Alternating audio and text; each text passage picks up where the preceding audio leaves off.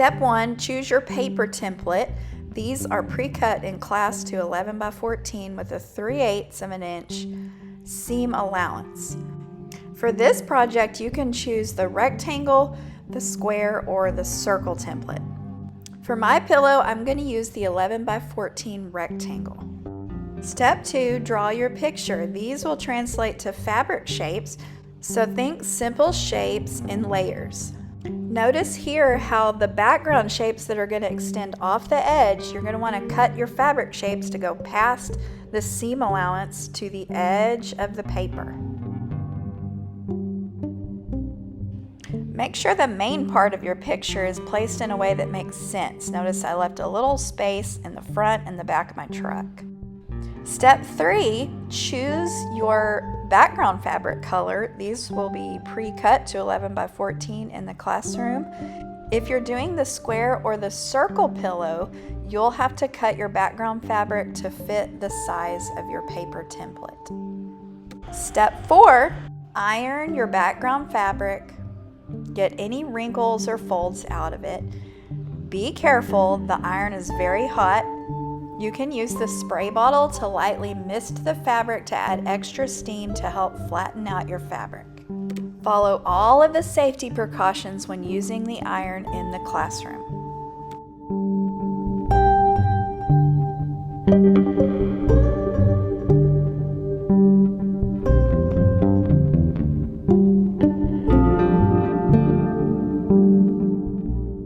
Step 5, now it's time to cut out your shapes from your pattern so that you can start cutting out your fabric pieces. I would start with your largest background shapes. You have to think in layers, so like I'm going to cut out the large shapes of the truck, the large shapes of the mountains and the road and my clouds, and I'm not going to cut the tiny details of the windows and things like that until later. Make sure you're using your assigned number of X-Acto knife, and make sure you're using a self-healing cutting mat underneath your paper when you're cutting with an X-Acto knife. You can also use scissors for some of the larger, easier to get to shapes.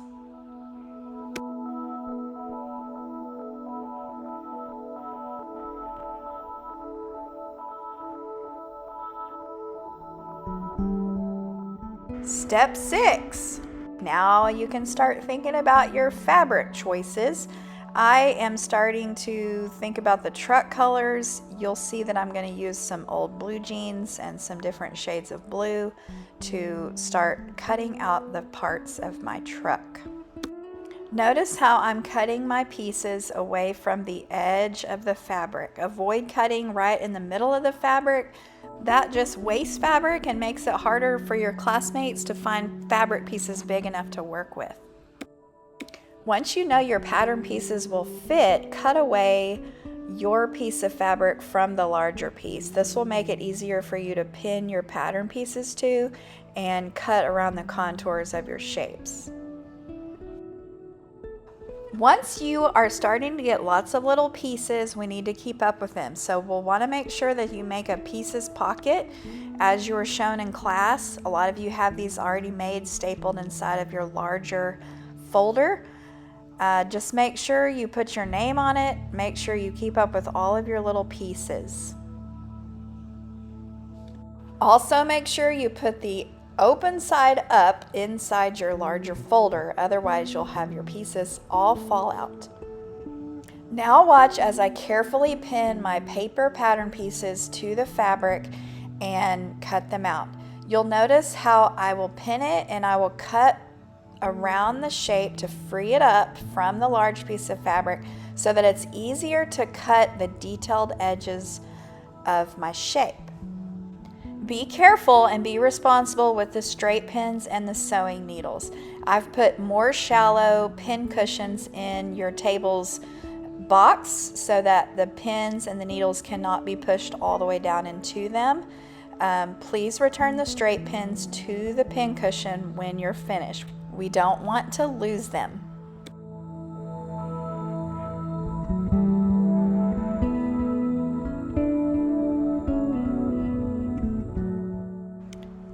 you can see I'm placing my pieces in the pieces pocket with the fabric still pinned to them.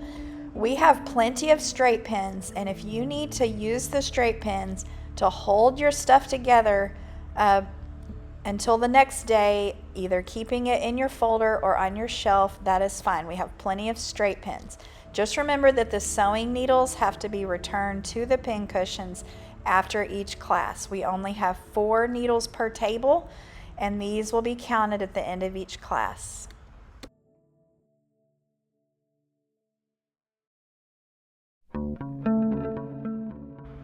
You can see here, now I'm trying to figure out what colors I want to use for my background shapes and the sun and the clouds. Just remember, once you get it figured out, you don't want to hoard all of the fabric to keep for yourself.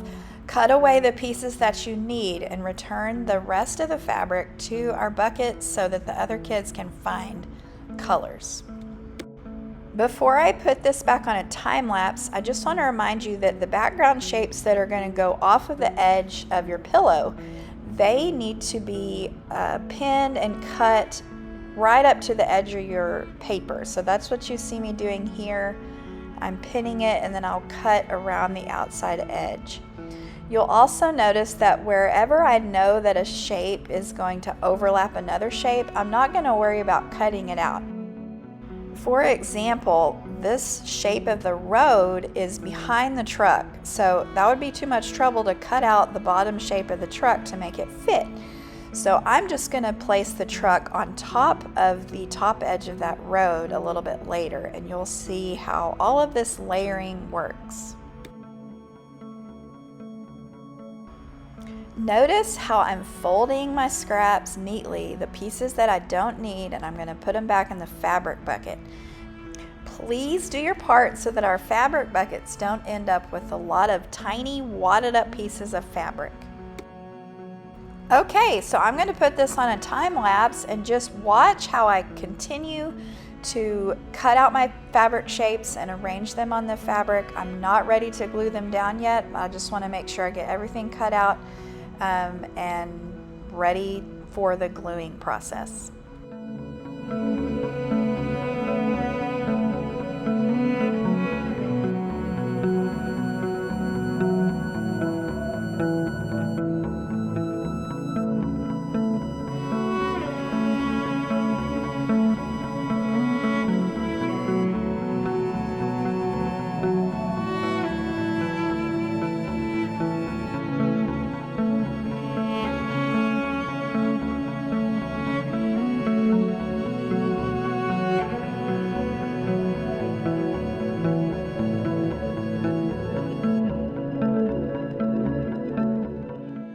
Keep in mind, you may need to go back and iron some of your smaller pieces before you start gluing them down.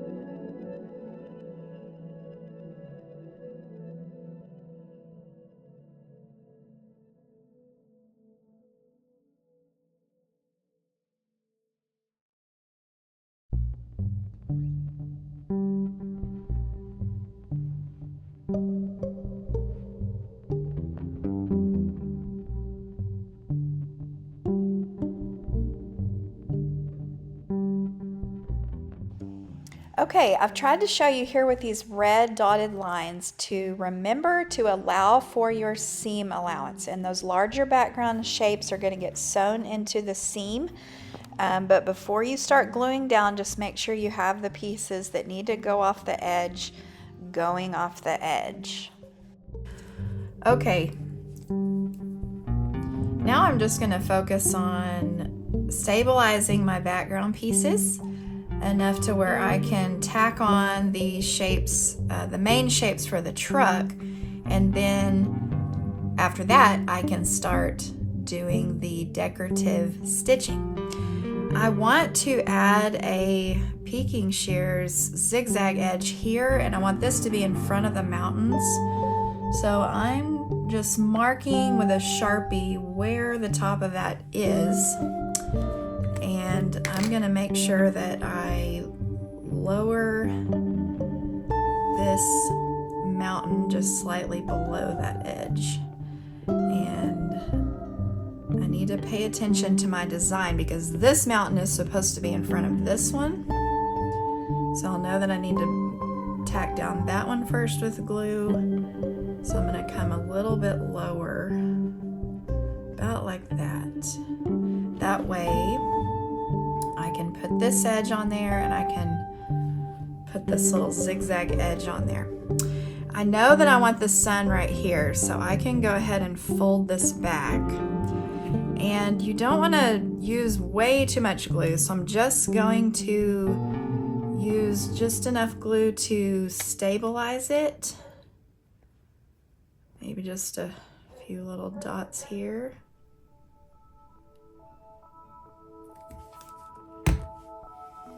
Make sure I keep everything in the right spot. All right, so that's where the sun goes. Okay, I'm gonna leave this in place but fold this one back because this one's underneath. I might want to mark with a little Sharpie where I want to line that corner up with. So I'm going to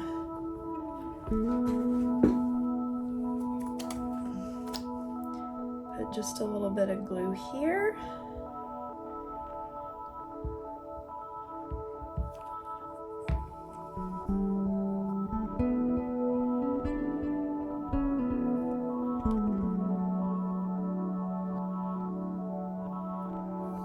Remember, any background shapes that need to go to the edge need to go all the way past your seam allowance. That will make more sense later because when we sew this pillow together, we want that to be held together with the seam. All right, now for this one.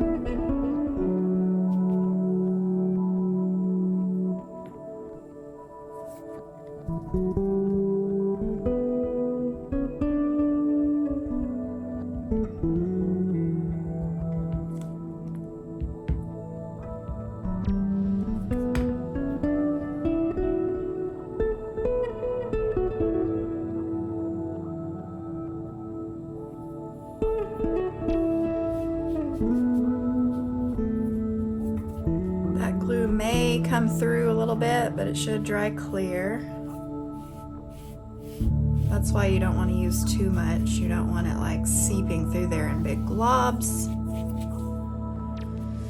All right, I'm gonna move this out of the way. Oh, that's coming through on the table. We don't want that. Well, we can scrape it off the table. If you happen to have a cutting mat underneath, we don't want to get glue all over it. So let's be mindful of that. Maybe we'll put some scratch paper underneath our gluing surface. All right, I'm gonna slide this out of the way so that I don't accidentally cut my pillow or anything that I don't want to cut. I'm just gonna change the edge on this a little bit.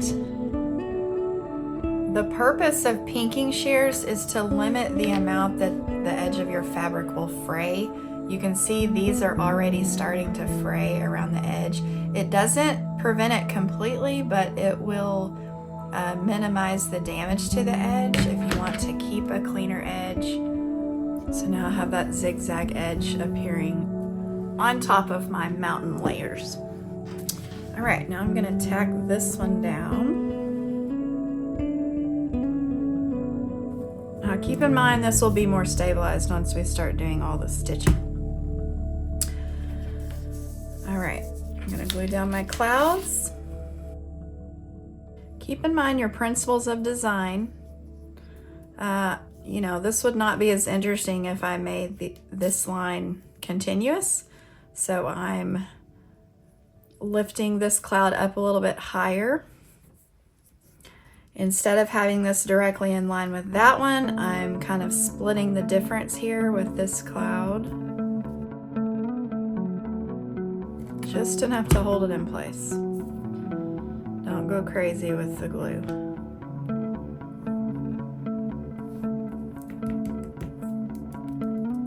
Now it's time to get these out of here. This is the main subject matter, is the truck.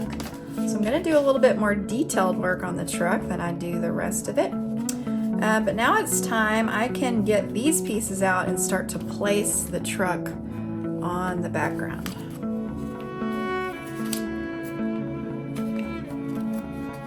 I need these little patterns still because I'm going to cut out the rest of these shapes and use those. So I want to make sure I keep the positioning correct. So it might get kind of tricky. I gotta figure out how low I want the truck because I don't want to cover up too much of my mountains.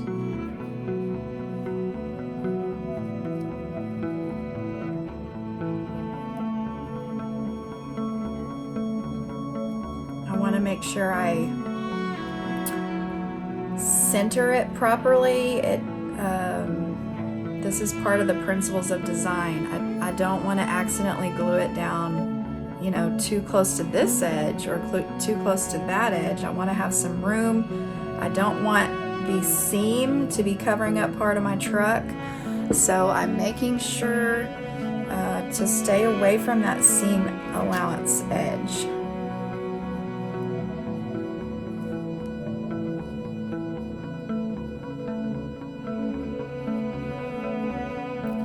I also want it to look like my truck is sitting flat on the surface.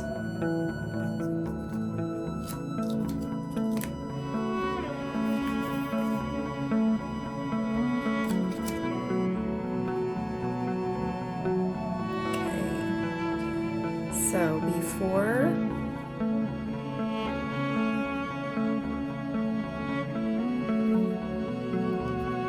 I think I like that. So before I do all of these little details, I'm just making sure I have the bottom base shapes stable, and then I can relax and just start putting all the little details on. Still not time to stitch. I'll tell you what, I'm going to leave a little break, a little separation there to help show that line in the truck.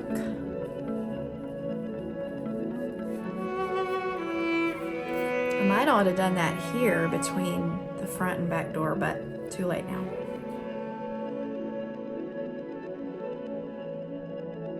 So I'm going to stop talking for a while, and from here on out, before I start any stitching, I'm just going to see what I can do with fabric to add the principles of design. I need to go in and put in some of the detail shapes of the wheels and the windows and things like that.